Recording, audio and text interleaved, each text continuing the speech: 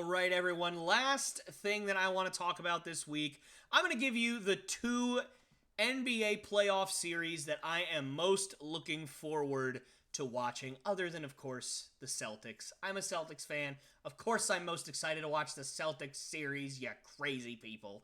But other than that series, here are the two series that I am looking forward to watching the most, and why. Both of which are in the Western Conference, because let's be honest, the Eastern Conference, who cares?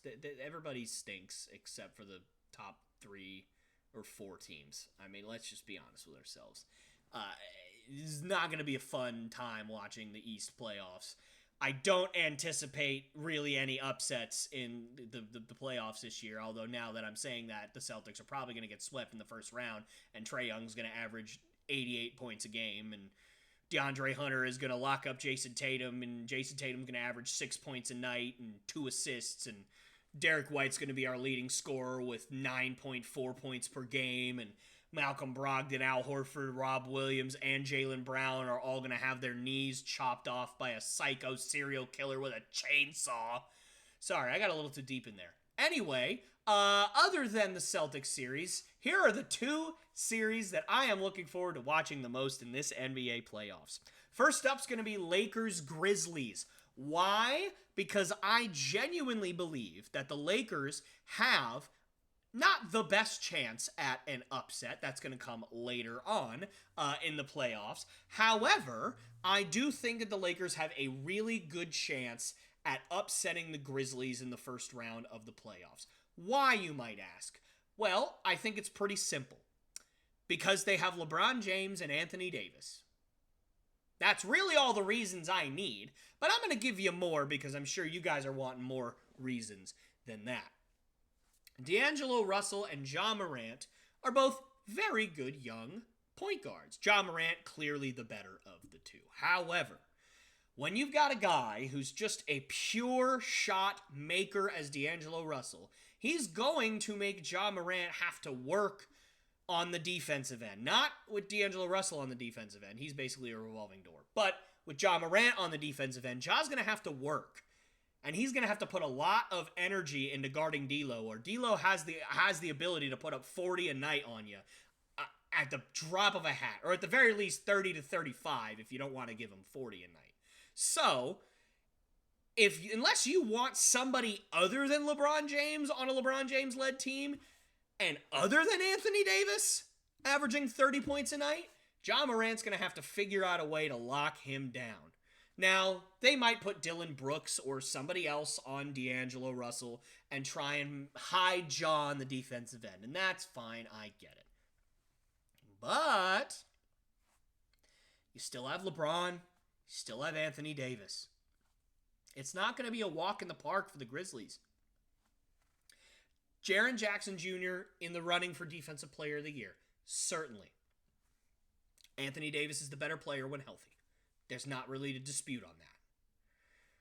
Trying to remember who the heck is the starting three for the Grizzlies right now, but does it matter when you're facing LeBron? It really doesn't unless your name is Giannis or KD or somebody that might be able to match up with Kevin Durant.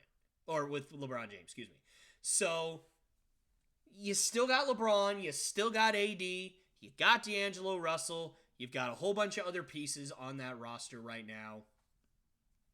I don't know, guys. I think the Lakers have a really, really good chance of upsetting the Grizzlies. I have not loved the Grizzlies team all season. I understand that they are pretty good. And also, I will say this. If Steven Adams is back, it's a different story. I think the Lakers have a significantly smaller chance of moving on if Steven Adams is back. It's not because he's a big offensive threat, but he is a guy that you can throw his body at Anthony Davis and actually have a chance of wearing him down. And you still have Jaren Jackson Jr., who I'm certain can, at least size-wise and physical-wise, match up with Anthony Davis on occasion, if not for the entirety of a series. So you got now two guys that can match up with Anthony Davis and really do some damage. So, that's a different story, I think, if Steven Adams is out there, and he might very well be. And if that's the case, then you know what? We'll see how it goes. I do still think the Lakers have a chance of upsetting, but I think that out of all of the series in the playoffs this year, the Los Angeles Lakers have the second best chance of having an upset, or of causing an upset in the playoffs. The team with the number one chance, as far as I'm concerned, as to who is going to make an upset happen is, who do you think, guys? It's the Golden State Warriors. It of course, it was always going to be. I said that they were going to repeat this year. I want to change my story because I want it to be the Celtics, but until I'm proven otherwise, that's the story. The Golden State Warriors, it doesn't matter what seed they come in. It doesn't matter. They are still the Warriors, and now they have Andrew Wiggins back. They're fully healthy. The younger guys got some more experience. I'm pretty sure Moses Moody dropped like 30 points the other day, and I haven't even really seen him play all that much. Never mind drop 30 on a random game. So the Warriors now at full strength, they can take down anybody. And again, another team that I have not loved all year are the Kings. They've played really well. They have a really good offense. But you're going to tell me De'Aaron Fox isn't going to be completely ran out to death by Steph Curry in the postseason? Perfect. In the postseason, I see what I did there? I wanted to say playoffs, but I ended up saying the postseason, and so I combined it into postseason. I don't know what postseason is, but apparently the Warriors are going to be there, so you guys might want to buy your tickets while you have the chance. So the postseason, you're telling me that De'Aaron Fox is going to do anything to stop Steph Curry in the postseason? I almost did it again. Of course he's not going to. He's going to be run ragged by Steph Curry. Steph Curry's going to be Steph Curry. And Andrew Wiggins and Klay Thompson and Draymond Green and all the other guys, Jordan Poole, they're going to be the Warriors. And the Warriors have played fantastic in the second half of the season. Now they're fully healthy. They made it out. They didn't even make the play-in tournament. They're completely out of the play-in tournament. They are the 6th seed, which I know is a huge boost for them. And Sacramento, to me, Domantas Sabonis, he's been fine. De'Aaron Fox has played really well this year. They just don't have enough, as far as I'm concerned, to beat the Warriors. Now, I hope I'm proven wrong, because if the Warriors lose in the first round in the West, I'm going to feel a heck of a lot better as a Celtics fan, because if I have to see the Warriors again in the finals, I'm going to have that much confidence that we're going to win. Because Steph Curry is just going to do what he did last year. He's going to put up 45 points a night. We're going to lock down everybody else, and it's not going to matter. So, as far as I'm concerned, not that I think if the Warriors don't make it out of the West that the Celtics are guaranteed to win a championship. They're certainly not. They could lose to Philly. They could lose to Milwaukee. They could lose to Denver. They could lose to Phoenix. There's plenty of teams that I'm scared of. There is no team that I am more scared of outside of maybe Milwaukee than I am of the Golden State Warriors. I don't care what their seed says, and I don't care what their record says. They were without Steph Curry for like 30 games this year. They were without Andrew Wiggins for almost their whole season, as far as I can remember. Klay Thompson was still working his way back from catastrophic injuries. And they had spats all throughout the year with Jordan Poole and Draymond Green and just a whole bunch of stuff going on. So I don't care what their record says. I care about the fact that they are the Golden State Warriors, and the same players are still there that have dominated the NBA over the last decade. And until they are stopped in their tracks, and until I see with my own eyes the Boston Celtics beating them in the finals, or somebody else beating them to get to the finals, I'm not going to sleep very well at night. Because even if we make it out of the East, if we got to play the Warriors, I'm not going to feel good about it. And I don't think many Celtics fans will. Now, this year's team's a little different than last year. We have some more weapons. Sure. I don't care. I thought we were a better team than the Warriors last year, and it didn't matter. We might be a better team than the Warriors this year, but it's not going to matter. And if any other team that plays the Warriors says we're the better team, you've already lost. Because if you do say that, if you don't give the Warriors the respect that they deserve, they're going to run everybody over again.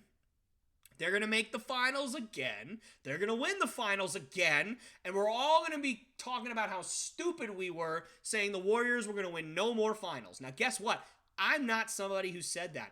but Stephen A. Smith said it, Kendrick Perkins said it, a whole bunch of analysts said that the Warriors are never going to win another championship. And I don't understand how people can be that stupid at this point when they've won 4 out of the last 8, and after last year, when everyone said they weren't going to win another one, they still won another one, and people are still saying it. What are we doing? I will not sit here and believe that the Warriors are done until their team is blown up, until Klay's gone, until Steph's gone, until Draymond's gone. Even when Draymond's gone, he's probably gone after this year. Even when Draymond's gone, I still might not feel great about it because, let's be honest, he didn't really play that much of a factor in the finals outside of some defensive plays and some anger-inducing moments. That's about it. So the Warriors, yeah, they've got the best chance of upsetting the Kings in the playoffs. They've got the best chance of upsetting a team, as far as I'm concerned, as to any series, whether it's a 4 versus a 5 or a 1 versus an 8 or a 2 versus 7, doesn't matter to me. The Warriors facing the Kings. I don't think the Kings win 2 games. I think the Warriors win in 5. I'm sticking to it until I'm proven otherwise. Again, part of me hopes it doesn't happen, but let's be honest, it's probably going to. Hey guys, me again. Thank you so much for watching one of my clips from the Lopes Goes Last podcast. These clips are so much fun to do. I absolutely love making them and I absolutely love doing them. And this podcast is my baby. So I really want this thing to grow and I really want it to succeed. So if you did like what you see, please subscribe. Also hit that bell notification so you never miss any one of my episodes or one of my clips like this one. And please do also like and share these videos with your friends and your family so that we can make this thing grow as fast as possible. And I wanted to thank you again so much. And I hope you guys enjoyed the video and have a great rest of your day.